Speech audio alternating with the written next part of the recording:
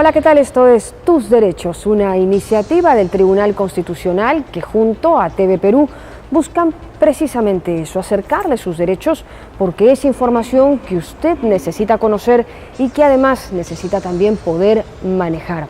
Hoy en Tus Derechos conversamos acerca de un tema que, debiendo ser algo que avance con muchísima celeridad y premura, continúa siendo del grueso en la carga procesal del sistema de justicia. Hoy en Tus Derechos hablamos sobre derecho de alimentos.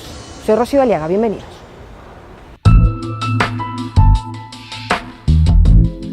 Según la definición de la palabra, alimento es cualquier sustancia que puede ser asimilada por el organismo y usada para mantener sus funciones vitales. Cualquier sustancia que sirve para mantener la existencia de algo.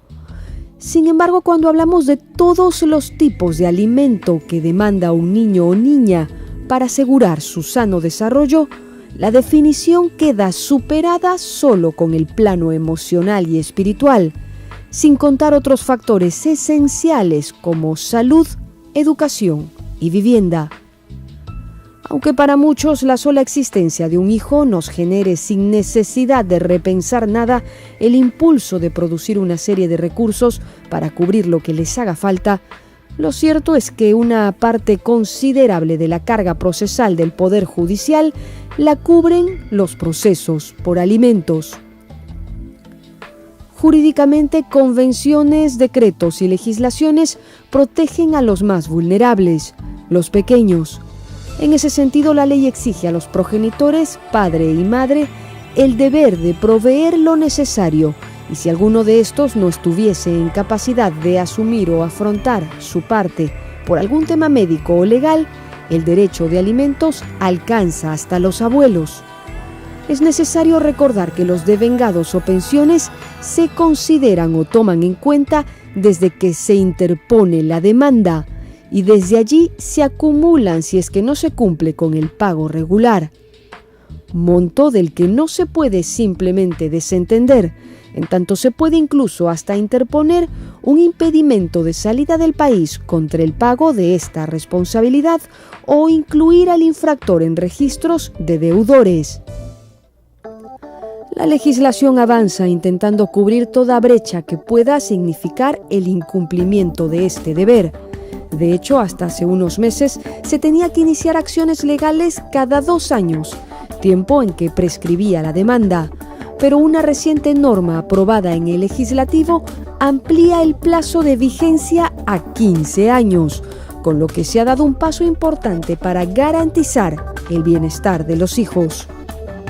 Tiempo que tendrán ahora casos como los de un ciudadano que, al no registrar bien alguno a su nombre, la madre intentó cobrarle el derecho de alimento de sus hijos de su fondo de AFP, a lo que el imputado alegó intangibilidad.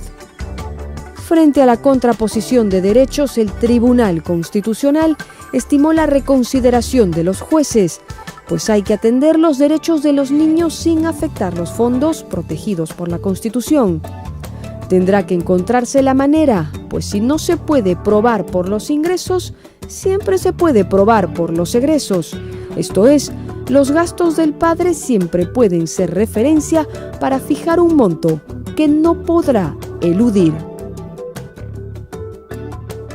Y es así como el derecho de alimentos termina generando un conflicto de derechos en estas sentencias de las que vamos a comentar esta mañana. ¿No es así, Felipe? Buenos días. Rocío, mucho gusto nuevamente. Estamos hablando de un derecho particularmente importante porque tiene que ver con la subsistencia de la gente, ¿no?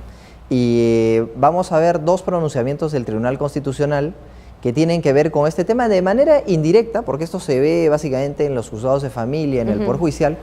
Y digo de manera indirecta porque en un caso lo que se ve específicamente es el derecho a la motivación de las resoluciones judiciales. Se trata de una resolución judicial que en primera instancia le otorga a la solicitante de alimentos que de todo el universo de ingresos que percibe un trabajador de una empresa minera se extraiga la parte proporcional a los alimentos.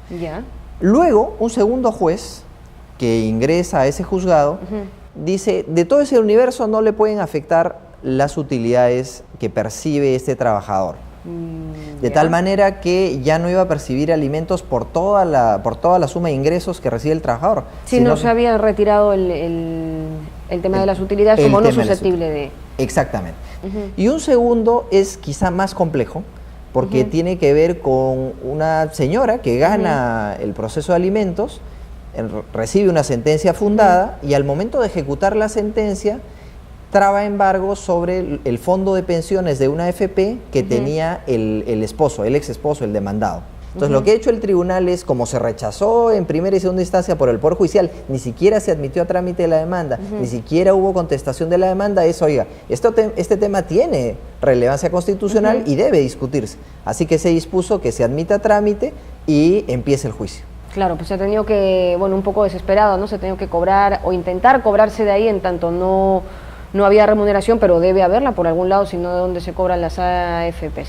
Bueno, y es que se da este conflicto de derechos. Vamos a ir a la pausa, Felipe, amigos, pero regresamos hablando esta mañana de derecho de alimentos. Volvemos.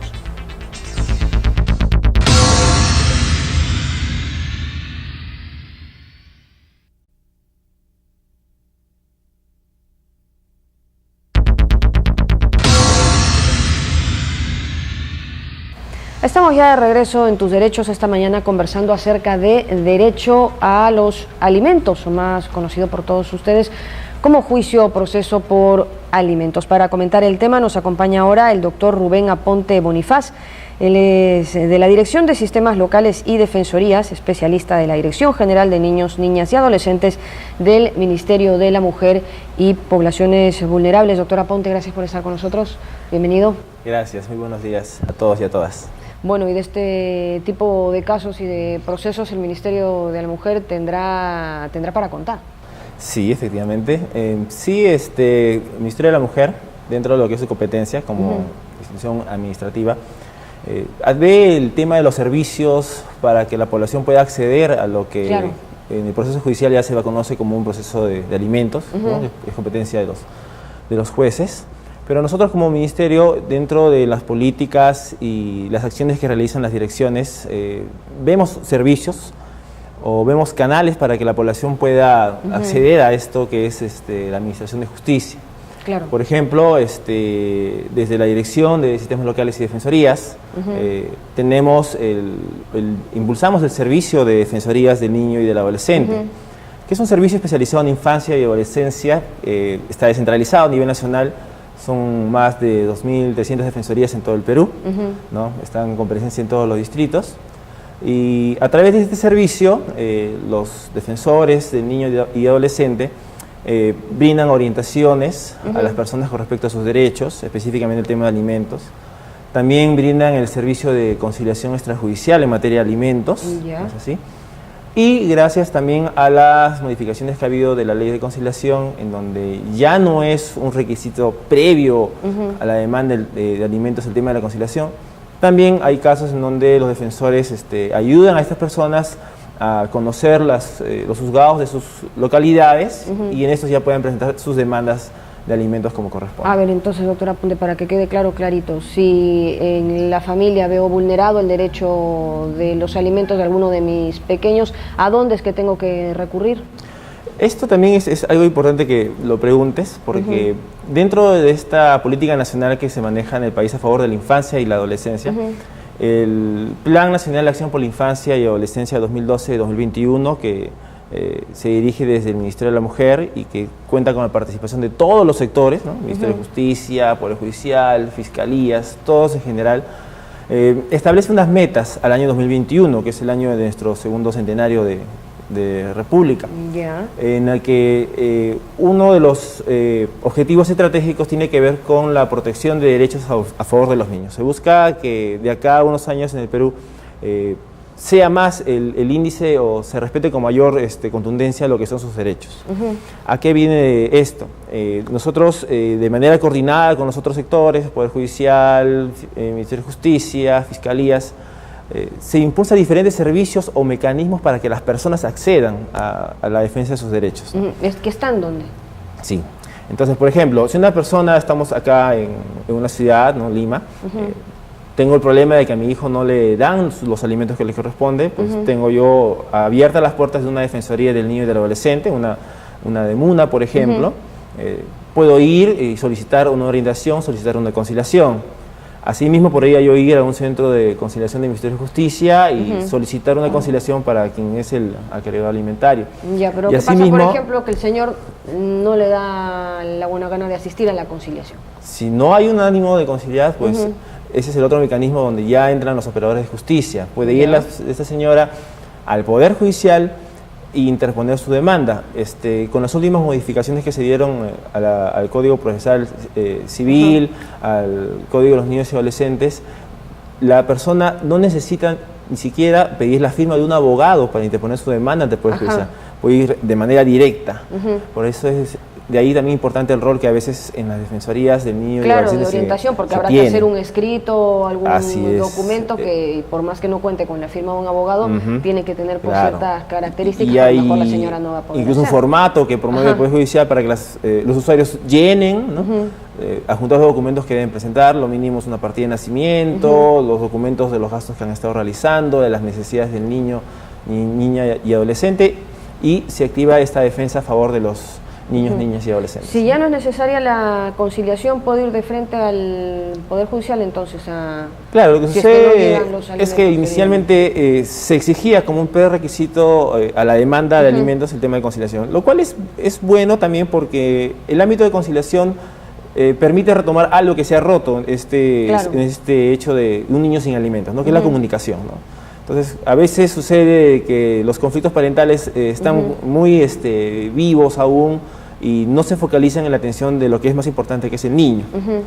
En este rango, pues, tanto las defensorías, cuando se promueve la conciliación, no solamente es para acordar una pensión de alimentos, sino para mejorar estas relaciones familiares que son en beneficio de los hijos al final. Claro, pero supongo que en la mayoría de los casos pues no llegan estos encuentros a tan buen puerto y habrá que ir a presentar de frente el papel al Poder Judicial. Una vez que se presenta, hasta que llegan los alimentos a los chicos, ¿cuánto tiempo tiene que pasar o cuánto normalmente pasa? Porque entiendo es una carga procesal importante esto del proceso de alimentos. Es relativo, en sí, un proceso por alimentos, estimo yo, no debería durar más de 30 o un mes y medio, ¿no? En un mes y medio se notifica... Sería lo ideal, ¿no? Y en general, para que haya una sentencia, digo.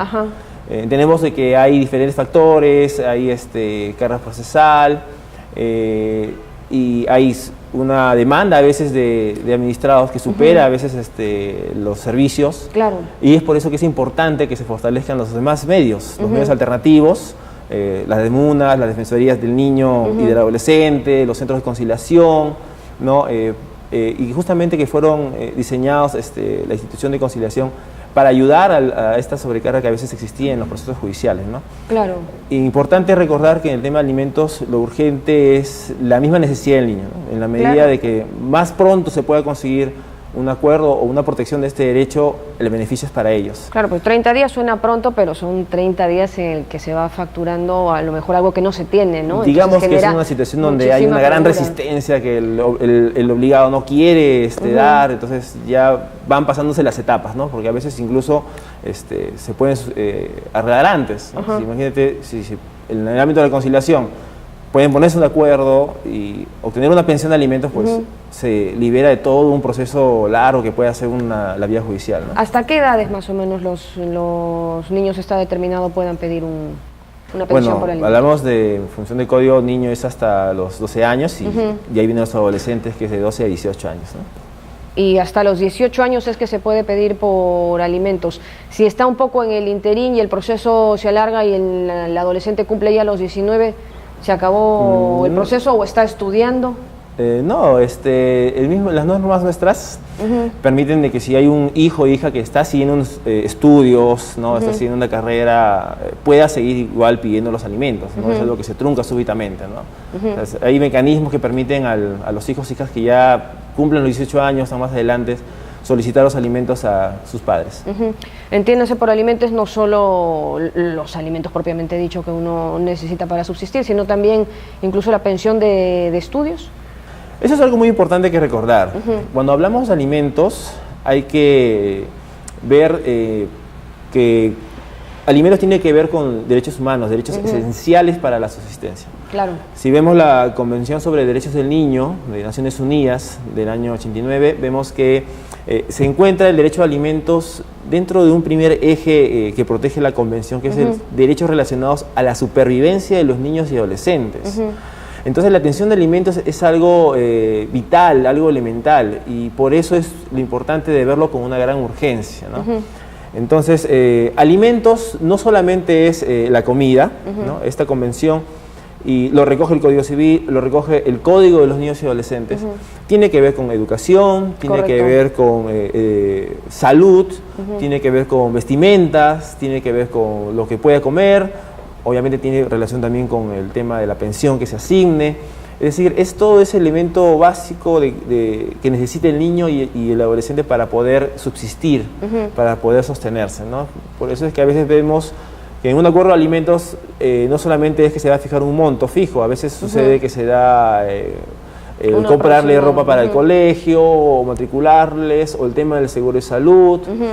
Y también es importante recordar de que cuando hablamos de los derechos de los niños y adolescentes, la obligación es de ambos progenitores, ¿no? Claro. Si bien no se puede decir que es exactamente igual, ambos aportan. Entonces, cuando una persona va a un servicio, por ejemplo, de defensorías del niño y del adolescente, sabe que el acuerdo que va a obtener efectivamente es para su hijo, y es para este hijo que está creciendo, que está desarrollándose, que está educándose, el acreedor que va a recibir estos alimentos, ¿no?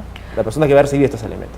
Bueno, muy bien, muchísimas gracias. Ha sido el doctor Rubén Aponte Bonifaz del Ministerio de la Mujer y Poblaciones Vulnerables. Nosotros nos vamos a la pausa, pero regresamos con más en Tus Derechos, hablando sobre el derecho a los alimentos. Volvemos.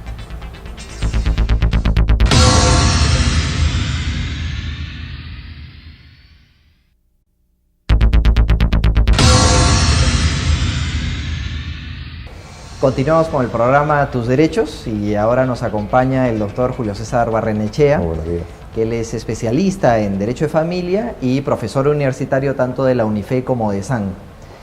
Estamos aquí, doctor, dándole la más cordial bienvenida en un proceso de alimentos que quería que usted nos comparta brevemente el caso frente a nuestra teleaudiencia. Como no, encantado. Bueno, ya el Tribunal Constitucional ha emitido varios pronunciamientos en materia de familia.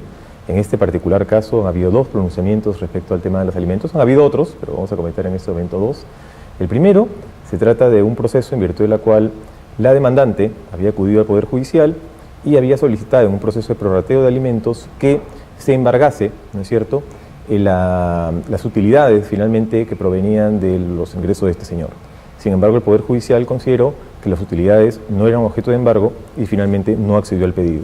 Entonces, estamos hablando de un trabajador que era, entiendo, de una entidad minera, ¿no? Una empresa minera, correcto. Empresa minera, y un juez dispone que se embargue del total de los ingresos de este trabajador, exactamente, ¿no? Y dentro de ese total de los ingresos, obviamente está su sueldo, está también el pago de utilidades, y ahí ¿qué sucede luego? Lo que pasa es que la demandante solicita una asignación anticipada, ¿correcto? Y efectivamente el juez ordena inicialmente que se trabe embargo sobre el total de los ingresos que por todo concepto percibe el demandado. Sin embargo, luego emite de oficio una resolución diciendo que no, que las utilidades no comprendían este embargo que ahí él había sido ordenado. Digamos que de oficio quiere decir que no es a pie de parte, correcto, es decir, que fue una iniciativa del propio juez. Así es, del propio juez. Y el propio juez dice, de ese total de ingresos, como correcto, no se ha hecho referencia expresa al tema de utilidades, correcto, yo debo entender que no está incluido. Correcto, lo que pasa es que yo creo que el juez ahí ha entendido. Lo que pasa es que tenemos una norma laboral en que establece que en la compensación por tiempo de servicios no constituye, digamos, efecto remunerativo las utilidades. Pero lo que la demandante no había pedido era un embargo sobre la remuneración, había pedido sobre el total de los ingresos, ya sí había sido concedido. Claro, entonces ya el juez había concedido este embargo sobre toda la masa de ingresos que recibe el trabajador. Y por todo concepto. Así es, ¿no? así es. Pero luego viene otro juez. Correcto. Y este otro juez dice, como no han pedido expresamente la afectación de las utilidades, esta debe de traerse, debe deducirse, no debe afectarse. Correcto, y emite un oficio para que la empresa minera no retenga el concepto de las utilidades, que como usted sabe, en el caso de las empresas mineras sobre todo, forma parte muy importante, ¿no es cierto?, del total de ingresos que percibe un trabajador. Claro, y frente a eso, entonces, la demandante dice, oiga, me están afectando el derecho a los alimentos porque ya estaba incluida, debería estar incluida la afectación a las utilidades y ya no está. Frente a eso, entonces, ¿qué resuelve el Tribunal Constitucional? Lo que sucede es que la señora apela y en segunda instancia, porque estos procesos se inician en un juez de paz letrado, confirman la resolución, con lo cual la señora considera que se ha violado ahí, ¿no es cierto?, el derecho de ella a un debido proceso y finalmente y a su tutela jurisdiccional efectiva e interpone una acción de amparo, que finalmente es desestimada por las dos instancias del Poder Judicial y llega al Tribunal Constitucional. Y el Tribunal Constitucional lo admite en vía de recurso de agravio constitucional y advierte, en todo caso, que más allá de tratarse de un caso de alimentos, que lo es, ve que aquí se está discutiendo sobre el derecho a la motivación de las resoluciones judiciales. Correcto, el Tribunal Constitucional ya en varias oportunidades ha sostenido que parte del debido proceso, que es un derecho constitucional, está la congruencia, ¿no es cierto?, de las resoluciones. Y efectivamente aquí lo que establece es que al momento en que el Poder Judicial ha dejado sin efecto, ¿verdad?, para efecto de las utilidades, este embargo no ha explicado la razón y por lo tanto considera que ha habido ahí una indebida motivación o no ha habido motivación en la resolución que viola el derecho a un debido proceso de, en este caso, la solicitante de la acción de amparo. Claro, quiere decir que se recurre al Tribunal Constitucional no tanto por el tema alimentario puro y duro, correcto, sino porque hubo una primera resolución judicial que dispone que se afecte por todos los ingresos que percibe el trabajador, y luego hay una segunda resolución judicial que de ese total excluye el tema de utilidades. Sin explicar y sin dar una debida motivación porque finalmente, a pesar de que ya había una resolución, finalmente excluye ese concepto. Y entonces le ordena al juez, entiendo, que se vuelva a pronunciar, pero ahora sí sustente las razones por las cuales pueda proceder de algún Efectivamente, u otro modo. conforme lo solicita la demandante, en este caso la amparista, solicita que se declaren nulas las resoluciones, ¿cierto? En este caso la que finalmente deja sin efecto el concepto de utilidades. Y el argumento que expresa el tribunal es que efectivamente ha habido, ¿no es cierto?, ha habido una impropia de motivación de las resoluciones, y en segundo lugar ya va un poco más al fondo, y lo que establece es que, de acuerdo a la norma del Código Procesal Civil, el artículo 648, las remuneraciones y todos los ingresos por concepto de alimentos pueden ser embargados hasta el 60%. Entonces el tribunal finalmente un poco ya, dando un poco más, ¿no es cierto?, de orientación y de luces a los magistrados, dice, si la propia norma del Código Procesal Civil establece que es embargable hasta el 60% del total de los ingresos, deben estar incorporados todos los ingresos que por todo concepto pueda percibir, ¿no es cierto?, justamente el deudor alimentario en beneficio del alimentista. Entonces es un pronunciamiento importante de protección finalmente a las personas que solicitan una pensión de alimentos. Y en este caso, curiosamente, la demandante había, digamos, solicitado la asignación anticipada de alimentos, no solo en favor de ella, sino por un porcentaje que fue, recuerdo, del 6%, correcto, sino a favor de los padres. Así es, ¿no?, porque es un proceso justamente... Y de los hijos, perdón. Así es, justo un juicio de prorrateo. Entonces hay varios, digamos, acreedores alimentarios y finalmente la asignación anticipada fija un porcentaje para cada uno de ellos. Y que sumados no llegan ni de lejos al 60%, que es el tope que establece la ley, ¿no? Efectivamente, y lo importante en este caso es que ha quedado sentado, ¿no es cierto?, como un precedente importante, que si efectivamente la demandante solicita, ¿no es cierto?, por una pensión de alimentos sobre el total de los ingresos y así se pronuncia el Poder Judicial, luego no puede extraerse sin motivación alguna conceptos como por ejemplo el caso de las utilidades. Claro, y hay un segundo tema que usted lo anunció al Correcto. inicio de esta conversación que nos convoca. Correcto. ¿En qué consiste este segundo caso? Este es un caso interesante porque no ha habido todavía un pronunciamiento de fondo, es una acción de amparo, que también, fíjese, el común divisor y el punto común es que ambas son contra resoluciones judiciales, ¿no es cierto? Y en este caso es una señora que solicita, en su momento solicitó, ya tenía una sentencia de alimentos y pide el embargo de los fondos que tiene el obligado alimentario en una AFP. Y efectivamente el juez lo concede. Sin embargo, no explica la razón, que aparentemente después de oficio, es decir, el propio juez de motu propio decide que no, o que se retire, ¿no es cierto?, ese embargo, porque efectivamente la ley previsional, establece que los fondos de la AFP son inembargables. Entonces la señora acude, ¿no es cierto?, finalmente apela, ¿no es cierto?, a la resolución, es confirmada esta resolución que excluye este concepto y finalmente la señora interpone una acción de amparo porque considera que ahí el derecho vulnerado sería justamente el principio de su hijo, ¿no es cierto?, el principio de interés superior del niño. Curioso porque aquí hay una tensión de derechos, ¿no? Correcto. Por un lado está el derecho a la cosa juzgada porque ganó el proceso de alimentos Y por otro lado está la norma en materia previsional que dice, oye, el señor tiene derecho a la pensión de jubilación y en principio es inembargable el fondo que acumula en su cuenta, en este caso una AFP. Correcto, interesante, porque efectivamente, aunque no ha habido todavía un pronunciamiento sobre el fondo, sí el tribunal advierte que efectivamente habrían, ¿no es cierto?, dos derechos, ¿verdad?, el derecho a percibir una pensión y un derecho alimentario. ¿Cuál debe primar?, ¿no es cierto? Eso finalmente será cuando ya el caso se resuelva sobre el fondo. Perfecto, muchas gracias, doctor, por este aporte, y ahora pasamos a las frases del programa. La persona no necesita la firma de un abogado para interponer su demanda ante el Poder Judicial. De acuerdo a la norma del Código Procesal Civil, artículo 648, las remuneraciones y todos los ingresos pueden ser embargados hasta el 60%. Bueno, llegamos al final de este programa dedicado un poco y de hecho de lleno al derecho a los alimentos o de los alimentos, y para que quede claro, Felipe, son beneficiarios o alimentistas, ¿no? Es en estos términos jurídicos, no solo los niños, sino también adultos. Sí, en el caso que hemos visto, en uno de los casos que hemos visto, efectivamente se trata de los padres inclusive del obligado y naturalmente de la cónyuge o la pareja. Ajá.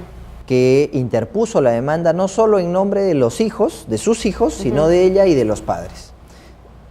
Y de hecho la fijación de alimentos también responde a dos criterios claves que la legislación siempre nos recuerda. Ajá, que son... Uno es las necesidades del alimentista, es decir, del hijo o de la cónyuge, de quien se trate, y el otro es las posibilidades económicas del obligado. Correcto. ¿No? Entonces hay una conjunción de los dos factores que permitirá determinar una cifra razonable, una cifra justa. Tiene que haber un equilibrio, ¿no? Tiene que haber un equilibrio, bueno, para que ninguna de las partes también se vean perjudicadas. Y de eso se trata el derecho y la justicia.